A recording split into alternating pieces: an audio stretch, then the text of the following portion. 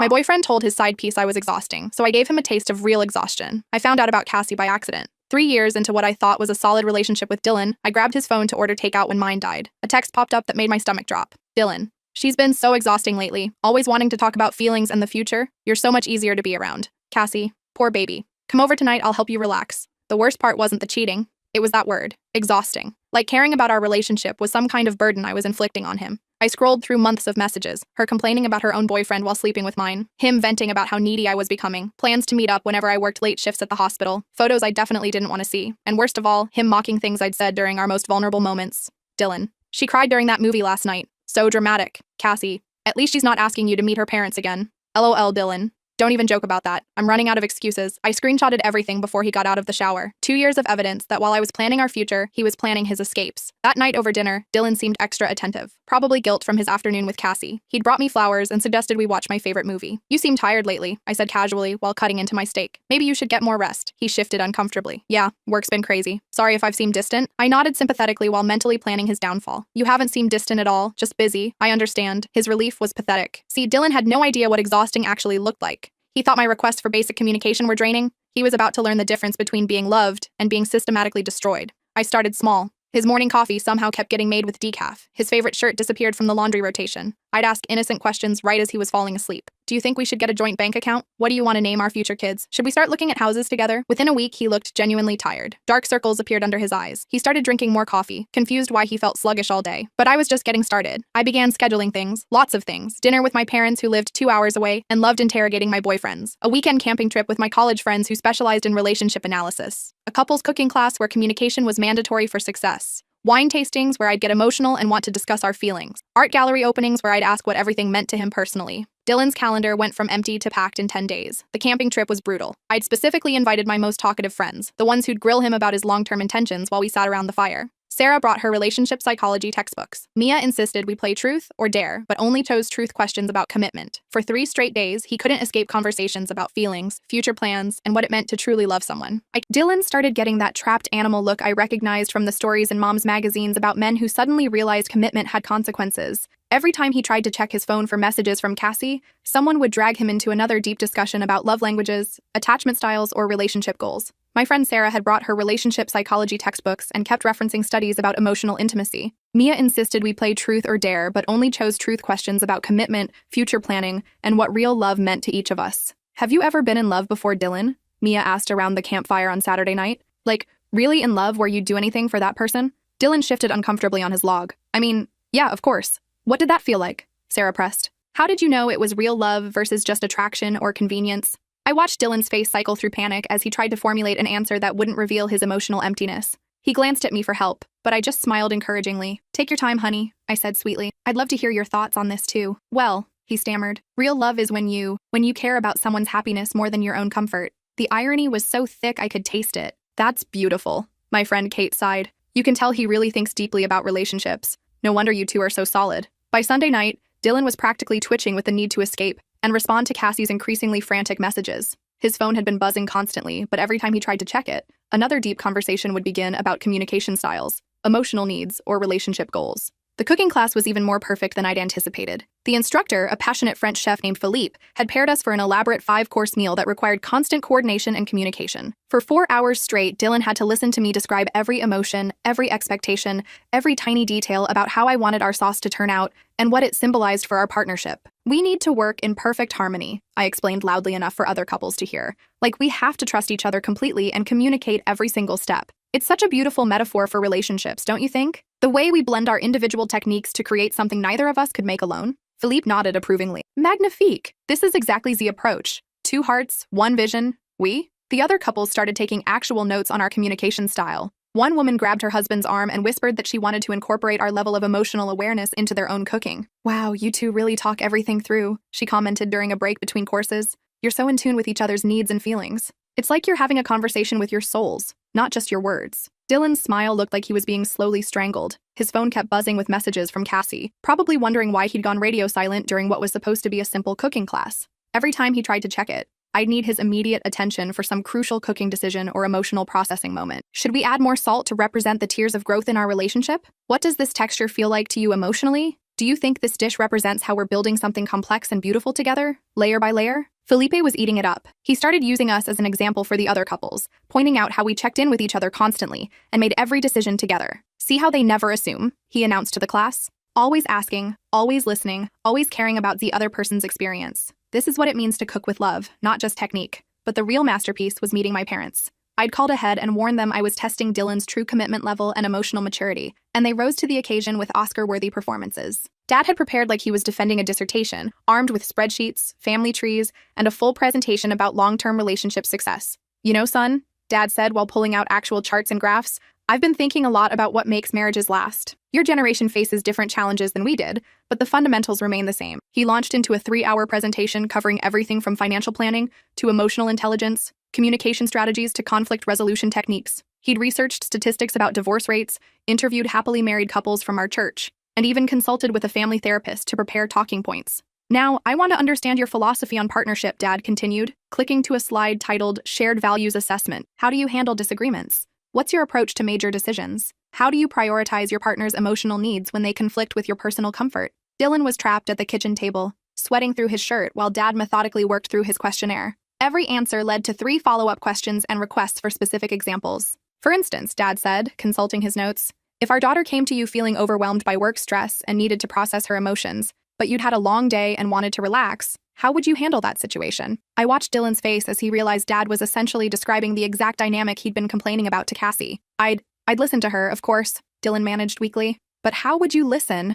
Dad pressed. Would you give her your full attention, ask thoughtful questions, help her work through her feelings? Or would you just wait for her to finish talking so you could move on to something else? The interrogation was relentless. Dad had somehow obtained relationship research studies and kept referencing them while asking increasingly specific questions about emotional availability, long-term commitment, and Dylan's capacity for personal growth. Meanwhile, Mom had prepared her own assessment disguised as nostalgic storytelling. She brought out photo albums dating back to my birth, but instead of just showing pictures, she used each one as a launching point for discussions about my character, values, and what kind of partner I needed. Here she is at 3 months, learning to trust, Mom said, pointing to a blurry baby photo. She's always been someone who gives her whole heart when she feels safe. That's such an important foundation for relationships, don't you think? The ability to trust completely and never have to worry about deception or hidden agendas? Dylan's eye started twitching at the word, deception. And here she is at 5, always thinking about everyone else's feelings. Mom continued, flipping through my elementary school years with painstaking detail. She'd bring home stray cats because she couldn't bear to see them alone or suffering. She'd give her lunch money to kids who forgot theirs. That's why she makes such a wonderful girlfriend. She gives everything to the people she loves. She deserves someone who gives everything back, someone who sees her caring nature as a gift, not a burden. For each photo, Mom had prepared a detailed story about my emotional development, my capacity for love, my need for honesty, and deep connection. She made Dylan look at pictures of every birthday party, every school play, every family vacation while she explained my personality traits and relationship needs. She's always been so thoughtful and emotionally intelligent, Mom said, showing him a photo of me volunteering at a nursing home in high school. Never superficial or interested in casual relationships. She can spot dishonesty and emotional unavailability from a mile away. That's probably why she chose you. She must see real potential for depth, growth, and authentic partnership. Dylan physically recoiled at the words authenticity and honesty. The interrogation continued for 6 straight hours. Dad showed him the family tree going back 5 generations while discussing the importance of building lasting legacies and the responsibility that comes with loving someone from a close-knit family. Mom made him look through my high school yearbooks while she explained my values, my dreams, my commitment to meaningful relationships over superficial ones. She turned down 3 boys who just wanted casual dating, Mom revealed, pointing to my senior photo. She told me she was waiting for someone who wanted to build something real, someone who understood that love requires daily choice and effort, not just good feelings when it's convenient. Dylan was physically squirming by this point. She's always been mature for her age, Mom continued. She understands that real relationships involve discussing difficult topics, working through problems together, and constantly choosing to invest in each other's growth. She needs a partner who shares that level of emotional sophistication. When Dad brought out his laptop to show Dylan a PowerPoint presentation about successful marriage statistics and the characteristics of couples who stay together long-term, I thought Dylan might actually bolt for the door. According to this research, Dad explained, clicking through slides filled with data, couples who regularly discuss their relationship, make future plans together, and maintain high levels of emotional intimacy report the highest satisfaction rates and lowest divorce rates. These are the behaviors that predict long-term success. He paused on a slide titled Red Flags in Relationships that included bullet points about emotional unavailability, avoidance of future planning, and resistance to deep conversations. Now, I'm not saying these apply to you, son, Dad said with perfect innocence, but I'm curious about your thoughts on couples who avoid these deeper aspects of partnership. What do you think drives that kind of avoidance? Dylan looked like he was being slowly tortured. The drive home was 2 hours of the most uncomfortable silence I'd ever experienced, broken only by my cheerful analysis of how perfectly everything had gone. Your parents are very thorough, Dylan finally managed, his voice strained. They just want to make sure I'm with someone who truly appreciates me, I replied sweetly. Someone who doesn't find my caring nature exhausting or overwhelming. Someone who sees my emotional investment as a gift, not a burden that needs to be managed or escaped from. He flinched hard at those words, his hands tightening on the steering wheel. They really liked you, I continued brightly, watching his discomfort grow. Dad said you seem like the kind of man who values deep connection over surface-level interactions.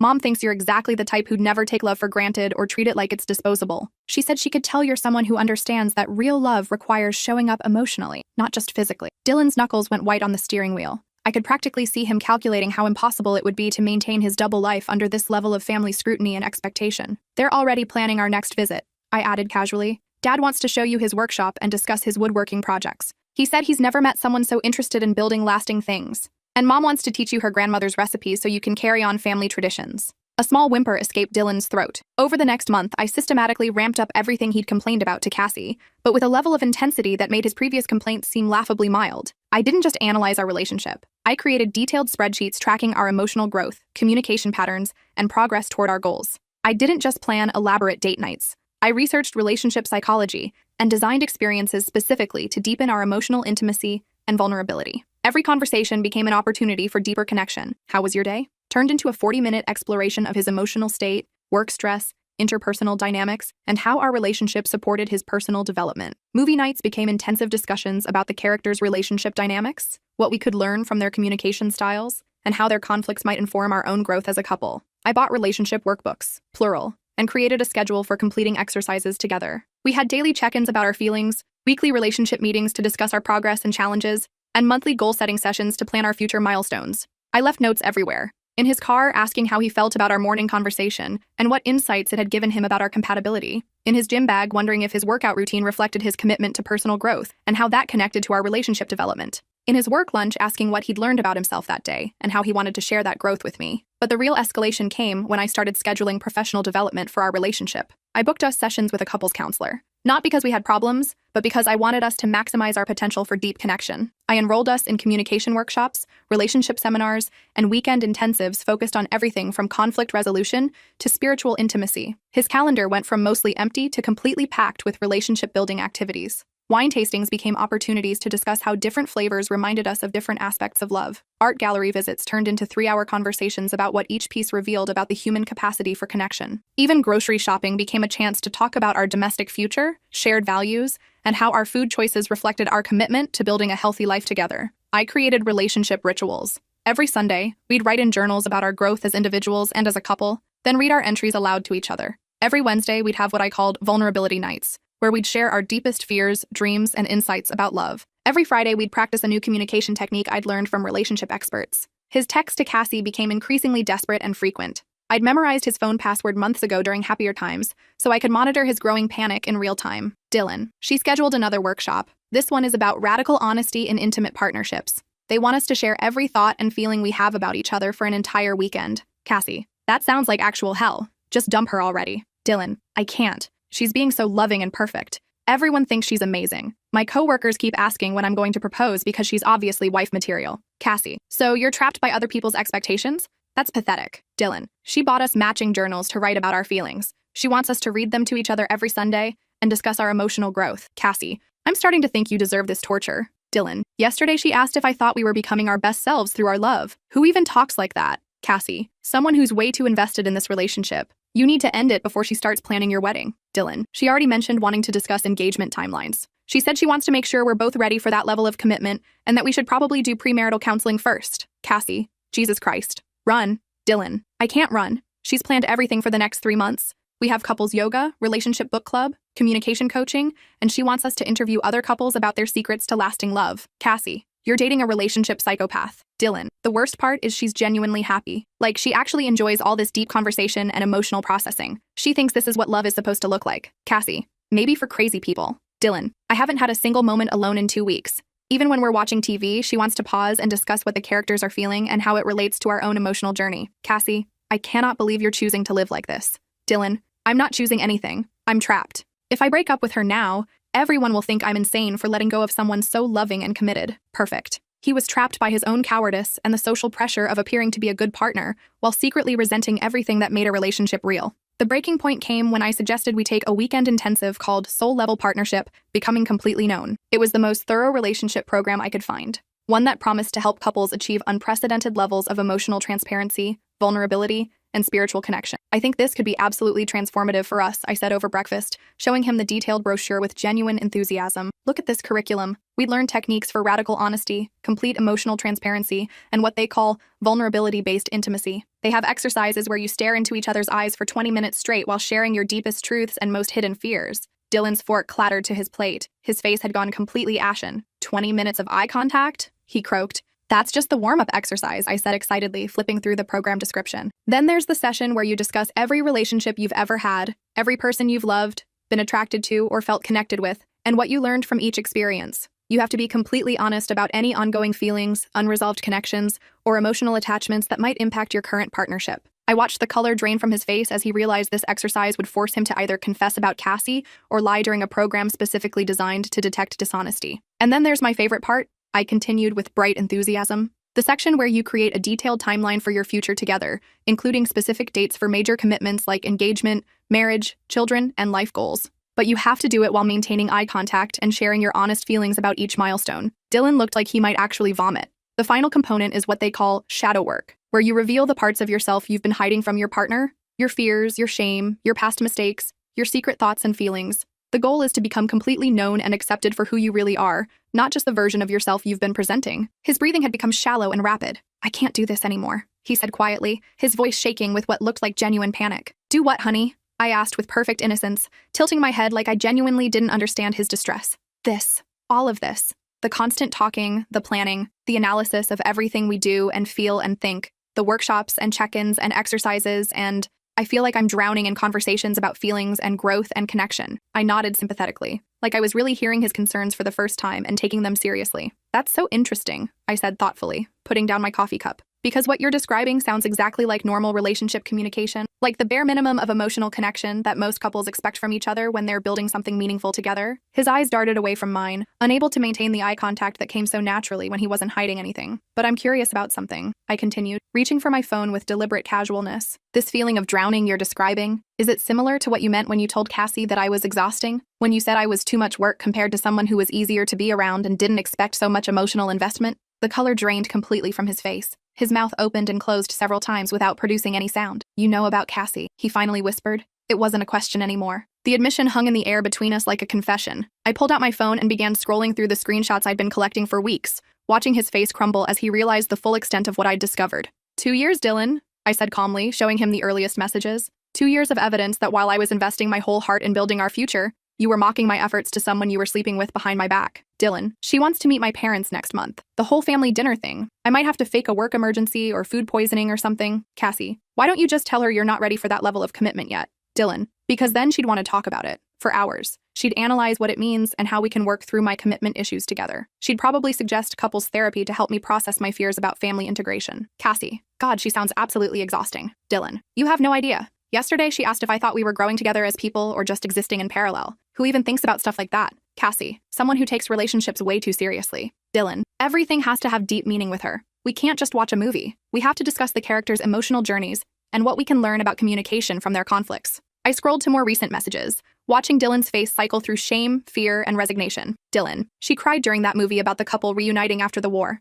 Said it reminded her of how we're building something lasting despite obstacles and challenges. Cassie, what obstacles? You've been together 3 years with no major problems. Dylan, exactly. She creates emotional depth where none exists. It's like she needs everything to mean something profound instead of just enjoying simple moments. Cassie, at least she doesn't know about us. Can you imagine the conversation marathon that would trigger? Dylan, she'd probably want to process it and understand what needs weren't being met in our relationship. She'd make it about growth and communication instead of just accepting that some guys need variety and excitement. Cassie, she sounds like the type who'd suggest working through it together. Dylan, the worst part is she'd actually mean it. She'd want to figure out how to meet my needs better instead of just being angry and leaving like a normal person. I looked up from the phone to find Dylan staring at me with something between terror and hopeless resignation. Here's what's really exhausting, Dylan, I said, my voice remaining perfectly calm and controlled. Pretending to love someone while systematically mocking them to your affair partner. Building a relationship on lies while calling your girlfriend needy for wanting basic honesty and emotional connection. Having to perform the emotional labor of loving someone who's too cowardly to either fully commit to the relationship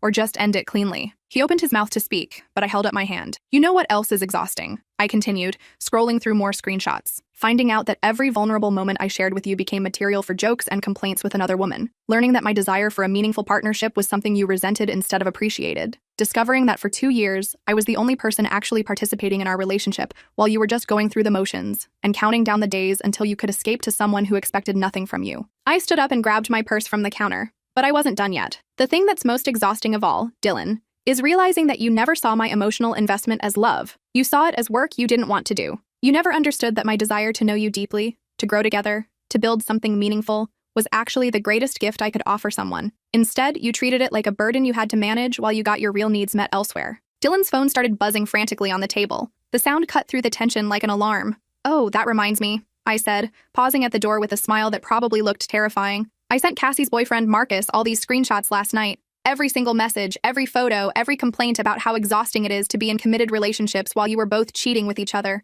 Dylan's face went from pale to green. His phone was now ringing constantly. Turns out Cassie was calling Marcus exhausting too, I continued conversationally. Something about how he wanted too much emotional connection, and she needed someone more casual and fun who wouldn't ask difficult questions about her feelings or future plans. She sent you photos from their anniversary dinner last month, while complaining to you about his romantic gestures being too sentimental and suffocating. The ringing stopped for a moment, then immediately started again. Marcus seemed particularly interested in the messages where she complained about his proposal being too serious and emotional, and how she wished she was with someone who kept things light and simple. He also appreciated seeing the photos she sent you while he was at work, thinking she was homesick with the flu. I opened the front door, letting in the cool morning air, then turned back for one final observation. This is what exhausting actually looks like, Dylan. What we had before you started cheating and complaining about it. That was just love. Real love, with all the communication and growth and emotional investment that makes it meaningful. But you were too immature and selfish to recognize the difference between being loved and being drained. As I walked to my car, I could hear his phone ringing constantly through the open door. The sound followed me down the driveway like an alarm announcing the end of his comfortable double life. The next few weeks provided entertainment that was almost worth the months of emotional manipulation I'd endured. Through our mutual friends, I heard detailed reports about the spectacular implosion of not one but 2 relationships. Marcus had apparently printed out all the screenshots and confronted Cassie at her office, in front of her coworkers and boss, asking her to explain why she'd been calling him clingy and emotionally needy, while cheating with someone she described as refreshingly uncomplicated. The confrontation was so loud and dramatic that security had to escort them both from the building, and Cassie ended up taking unpaid leave while HR investigated the disruption. Her coworkers, who had always seen her as the sweet, committed girlfriend who talked constantly about her devoted boyfriend, were shocked to discover she'd been living a completely different life behind closed doors. The cognitive dissonance was apparently so severe that several people started questioning everything they thought they knew about her character. Meanwhile, Dylan was dealing with his own public humiliation. Marcus had sent copies of the screenshots to several of Dylan's friends and coworkers, wanting them to know what kind of person they'd been socializing with. Dylan's reputation as a decent guy evaporated overnight when people saw the extent of his deception and the cruel way he'd talked about someone who genuinely loved him. But the real entertainment came when Dylan and Cassie tried to make their affair into a legitimate relationship. It turns out that when you're both proven cheaters who find emotional commitment exhausting, you don't actually have much foundation to build on. Without the thrill of sneaking around and the convenience of having other people handle all the emotional heavy lifting,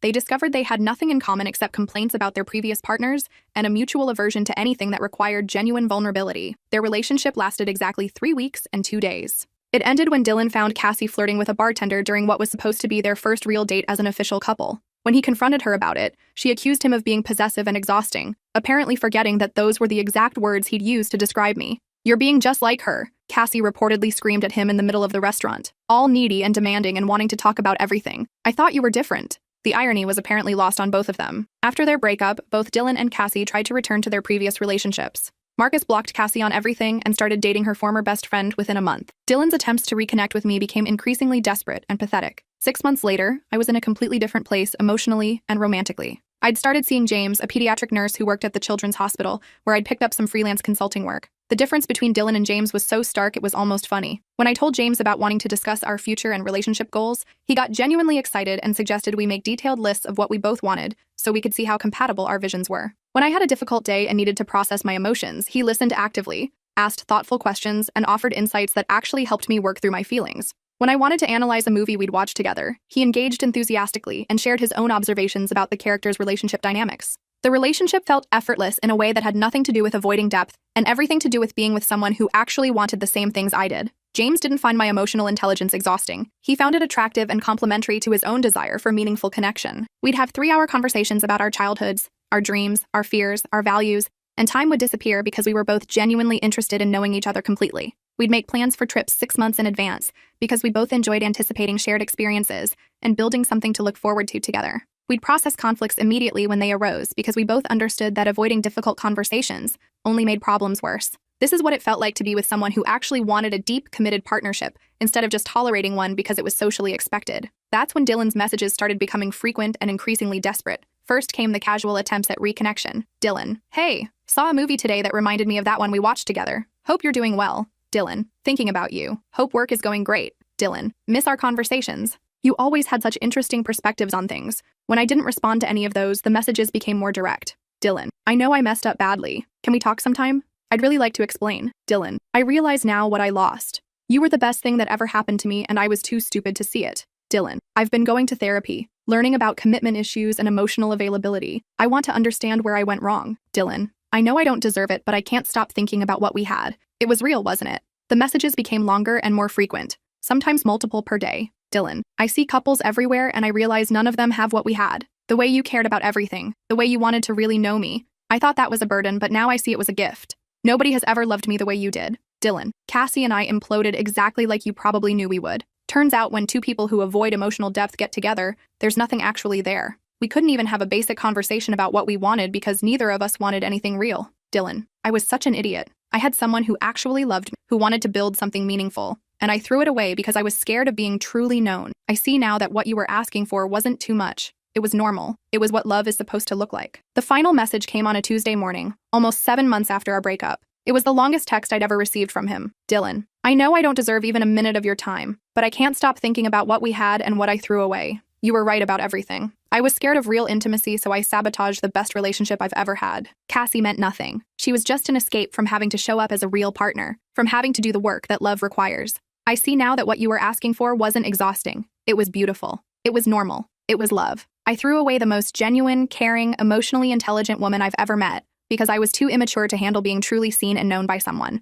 I'm different now. I've been in therapy for months. I understand now what commitment means, what partnership requires, what it means to choose someone every day instead of just when it's convenient. I want to have those long conversations about our future. I want to process emotions together when things get difficult. I want to meet your needs instead of running from them. I want to be known by you completely, even the parts of myself I was hiding before. Please, can we just talk? I promise I'm ready to be the man you deserved all along. I understand now that loving you wasn't work. It was a privilege I was too broken to appreciate." I showed the message to James while we were making breakfast together on Sunday morning. "Wow," he said, reading over my shoulder while flipping pancakes. "That's quite the transformation narrative. How does it feel to get that kind of acknowledgement after everything he put you through?" "Honestly, empty," I replied, deleting the message without even considering a response. Because he's not actually apologizing for hurting me. He's apologizing for losing me. There's a huge difference between those two things. James nodded thoughtfully, plating our breakfast with the same care he brought to everything else. Plus, if he really understood what he'd done wrong and how much damage he caused, he'd know that the appropriate response is to leave you alone and let you be happy with someone who appreciates you from the beginning,